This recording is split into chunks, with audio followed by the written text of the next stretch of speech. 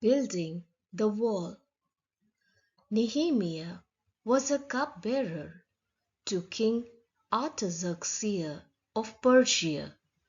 When he learned that Jerusalem's walls were broken and the gates had been burned down, his heart was filled with sorrow. After praying to God for guidance, Nehemiah approached the king and asked for permission to return to Jerusalem to build the city walls.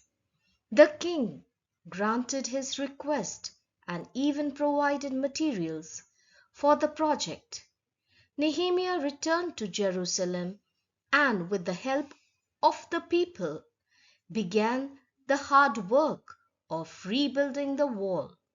However, their efforts faced fierce opposition from surrounding enemies who mocked and threatened them.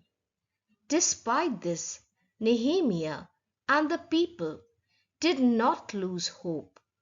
They prayed and continued working with determination, with half of the people working while the other half stood guard with swords and spears. In the end, their perseverance paid off, and the wall was completed in just 52 days. This not only restored Jerusalem's protection but also strengthened the faith of the people.